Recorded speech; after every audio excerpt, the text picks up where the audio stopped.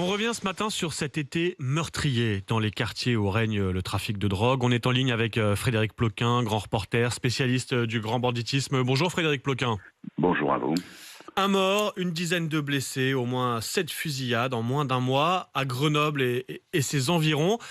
Commençons par la situation à Grenoble, Frédéric Ploquin. Pourquoi cette accélération de la violence subitement dans la région grenobloise ? Déjà, la violence, si vous voulez, dans la région grenobloise en matière de trafic de stupéfiants et dans les quartiers, elle est endémique depuis des décennies. C'est pas quelque chose comme ça qui surgit. C'est pas comme ces nouvelles zones rurales qui sont récemment conquises par le trafic de stupéfiants. C'est un lieu, Grenoble, où le crime organisé est, si j'ose dire, enquisté depuis des décennies, avec une vraie tradition, une vraie histoire, une influence locale de la mafia italienne, un milieu qui s'appuie à la fois sur Lyon d'un côté, le sud de la France, la Côte d'Azur de l'autre, des débouchés formidables en matière de stupéfiants avec une ville, une agglomération jeune, l'hiver, tous ces touristes qui affluent vers les stations de sport d'hiver, tout ça fait que le business de la drogue à Grenoble est installé et florissant depuis des années.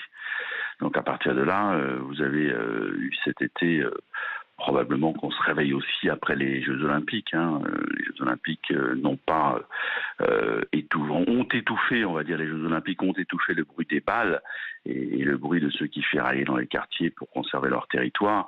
Mais les Jeux Olympiques n'ont pas éteint le feu de la drogue. Voilà, il faut le dire. Là, il y a quand même une accélération avec toutes ces fusillades. Absolument. Le procureur de Grenoble, Éric Vaillant, estime que ce qui se passe à Grenoble est digne de la situation marseillaise, mais surtout, il explique que cette série meurtrière à Grenoble, ce serait la conséquence en fait des opérations de police, les opérations anti-drogue menées ces derniers mois, les fameuses opérations Place Nette. Est-ce que c'est la bonne lecture de la situation quand la police intervient, déstabilise le trafic, la violence augmente mécaniquement dans les mois qui suivent? Écoutez, quand vous faites une opération Place Nette, vous nettoyez, vous mettez en prison un certain nombre de personnes. D'abord, ce qu'il faut dire, c'est que c'est du provisoire parce que ça va être entre guillemets propre quelques jours et que la drogue va revenir. La poussière revient très vite quand vous faites le ménage. C'est un peu la même chose lorsque vous faites des opérations Place Nette. Ça, c'est la première chose. La seconde, c'est qu'effectivement, on peut pas dire que ça ne sert strictement à rien. Il faut, je veux dire, ce serait idiot de dire ça. Le procureur de Grenoble le dit lui-même. Il dit qu'en gros, la police a réussi à mettre au trou un certain nombre de personnes. Mais le problème, l'autre limite, outre le fait que la poussière revient, c'est qu'à partir du moment où vous mettez des dizaines de personnes en prison, premièrement, ces personnes en prison, on l'a constaté, on le sait tous maintenant, continuent désespérément à essayer de s'accrocher à leur business depuis leurs cellules et tentent de conserver leur petit bout de territoire.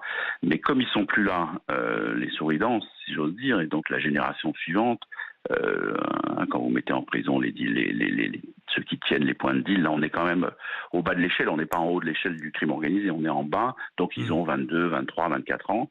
Quand vous les mettez en prison, ils veulent pas lâcher, mais derrière, il y a ceux qui ont 18, 19 ans qui poussent à la porte et qui tentent de s'installer. Donc vous avez deux solutions pour ceux qui sont en prison. Ce qu'on a constaté déjà à plusieurs reprises, c'est que ils peuvent recruter des tueurs et essayer de faire le ménage. Ils peuvent s'appuyer sur des secondes mains pour essayer de garder leur place, mais les autres qui ont l'avantage d'être dehors, vont, eux, persister et tenter de garder leur bout de gras, quoi.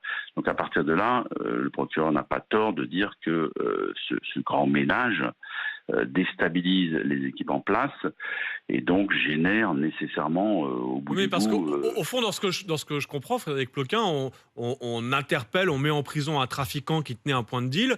Le trafiquant est en prison, mais le point de deal, lui, va rouvrir tenu par d'autres trafiquants. Donc au fond, il y a toujours autant de trafic, malgré les interpellations, les condamnations. Si vous voulez, à tous les niveaux de la criminalité, c'est comme ça. Je veux dire, quand l'Italie fait tomber le capot des capis, le parrain des parrains, dans la minute qui suit, il est remplacé. Dans la minute qui suit, il est remplacé. La nature a horreur du vide. Ça, c'est sur le haut du spectre de la grande criminalité. Mais en bas, c'est pareil. Vous avez une main-d'œuvre. Globalement, il faut considérer qu'on a sur le terrain une main-d'œuvre inépuisable qui pousse à la porte et qui va essayer de prendre la place. Donc, en plus des opérations place nette, il faut quand même reconnaître que les Jeux Olympiques ont été une grande réussite du point de vue sécuritaire, mais que ça a mobilisé pendant un an tous les cerveaux de la place Beauvau, l'intégralité des forces de police disponibles cet été était aussi là-dessus.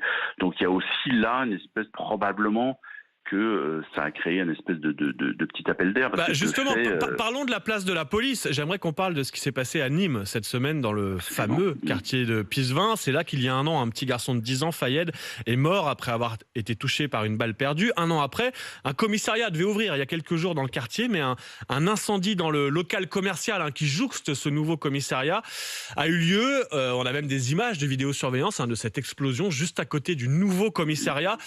C'est quoi? C'est un message des dealers locaux face à ce nouveau commissariat? Alors déjà c'est pas un commissariat, c'est vraiment un tout petit poste de police.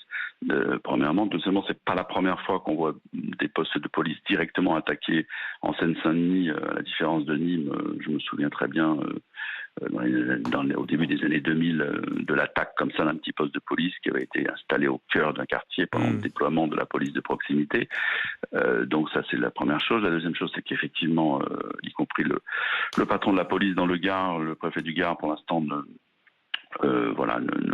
disons, évoque l'hypothèse selon laquelle ce serait un coup des trafiquants de stupéfiants, le fait d'avoir mis le feu au local voisin, mais c'est pas encore avéré, donc faut attendre un petit peu. Mais sur le papier, c'est une hypothèse parfaitement plausible et ça nous rappelle bien, si vous voulez, que la guerre contre la drogue ne peut pas être gagnée à coup d'opération place nette. La guerre contre la drogue, c'est une histoire de conquête permanente. Il faut garder le territoire parce que, si vous voulez, c'est une guerre pied à pied, c'est une guerre pouce à pouce. Et là, vous voyez bien, s'il s'avère que ce sont bien des trafiquants, des dealers locaux qui ont mis le feu au local voisin pour atteindre si c'est démontré, ça nous rappelle cela, c'est-à-dire que c'est chaque jour, pas à pas, il faut reprendre le travail de la lutte contre les stupéfiants parce que en face, 1 centimètre carré est 1 centimètre carré.